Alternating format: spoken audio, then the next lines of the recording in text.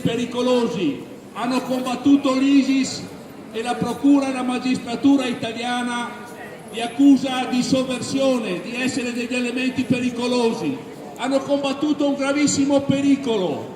un pericolo che in Europa abbiamo conosciuto con le stragi di Parigi, del Bataclan, di Bruxelles. E questi compagni che hanno avuto il coraggio di impugnare le armi a fianco dell'YPG, a fianco delle FDS, combattenti curdi, arabi, turkmeni, che in Siria hanno liberato tutta l'area che era stata occupata dal califfato, che hanno liberato Raqqa, che hanno liberato Manbij, che hanno liberato gran parte del territorio che era stato occupato dal califfato nero. Hanno liberato le città dove le donne erano costrette a portare il velo, dove si facevano massacri di massa, dove si era imposta la Sharia, dove si sono organizzati gli attentati in Europa. Questi compagni, questi nostri compagni, uomini e donne giovani, che hanno avuto questo grande coraggio di partecipare alle battaglie che si sono tenute in Siria, che si sono battuti per i principi di democrazia e di libertà, che sono anche nella nostra Costituzione, sono oggetto oggi di un attacco da parte della magistratura di Torino, che li considera pericolosi. Sono pericolosi perché hanno combattuto l'ISIS, sono pericolosi perché hanno lottato per la liberazione delle donne e degli uomini che erano sottoposti al terrore in gran parte della Siria.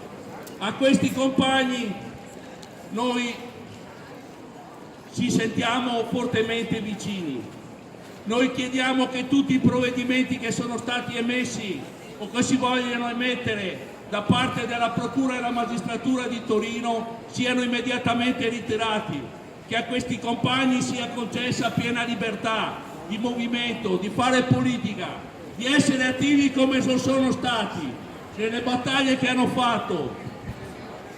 decisive per la sconfitta di ISIS, la più grande minaccia che è stata per l'Europa in questi anni. Noi siamo qui per testimoniare la nostra solidarietà nei confronti di questi compagni e la solidarietà verso le compagne dell'YPG, i compagni dell'YPG, le forze democratiche siriane che si stanno battendo per la libertà in Siria e che oggi sono sotto un ulteriore e mostruoso attacco. La minaccia di essere aggrediti ancora una volta, come è stato ad Afrin, da parte dell'esercito turco, il secondo esercito della NATO, l'esercito del regime di Erdogan, che ha permesso il passaggio indisturbati di migliaia di foreign fighter, di combattenti stranieri dell'ISIS che si sono recati in Siria e in Iraq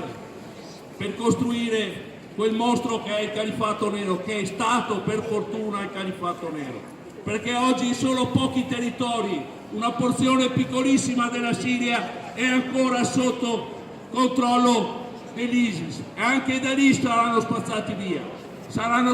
via dalle compagne e dai compagni dell'YPG, delle forze democratiche siriane, le stesse forze con cui hanno combattuto i nostri compagni, i 5 compagni di Torino, che sono stati indiziati come elementi pericolosi da porre sotto controllo, da privare della libertà di movimento da parte della Procura di Torino. Viva i compagni dell'YPG, viva le compagne dell'YPG, viva i compagni italiani che combattono e hanno combattuto in Siria contro l'ISIS. Nessun provvedimento contro di loro da parte della magistratura e dello Stato italiano.